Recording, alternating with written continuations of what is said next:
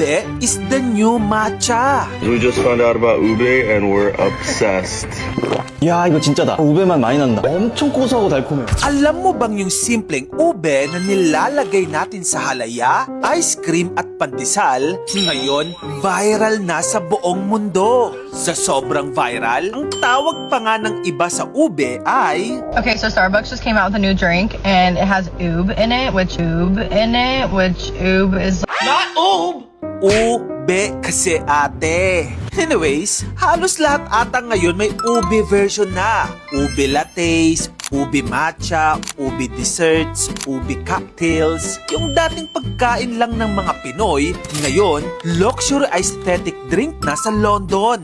At habang ang buong mundo ay nahuhumaling sa kulay violet nating root crop, ito ang pinakamasakit. Ang Pilipinas, $3 million lang ang kinita mula sa ube exports noong 2025. Tapos ito pa, nag-i-import na tayo ng ube galing Vietnam. Wait. What?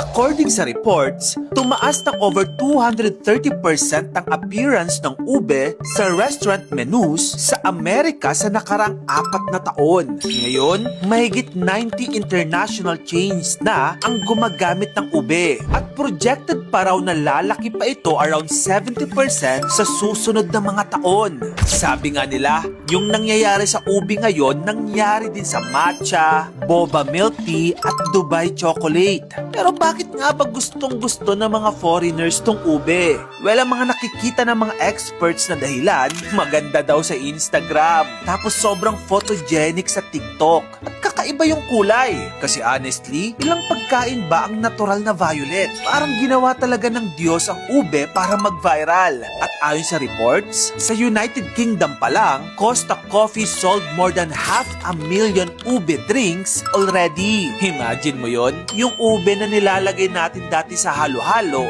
ngayon binibenta na sa Europe as premium lifestyle drink.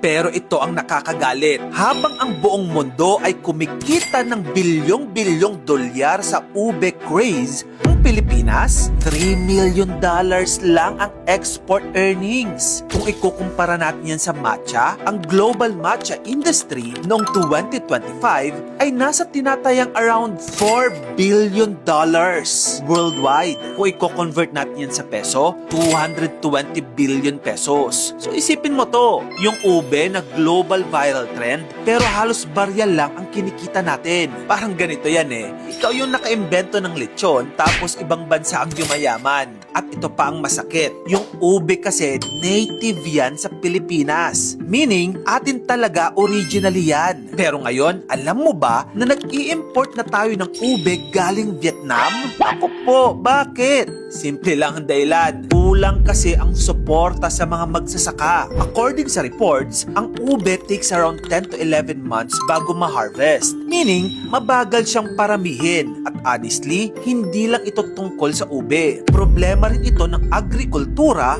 dito sa Pilipinas mismo. Kasi habang ang ibang bansa ay todo invest sa farmers at todo suporta sa agriculture nila, dito sa Pilipinas, sobrang busy ng mga politiko natin sa sarili-sarili nilang mga politika. Hello, 2 years from now pang eleksyon, pero yun na ang focus ng mga opisyal natin. Sobrang sayang ng ube na may multi-billion peso potential sana.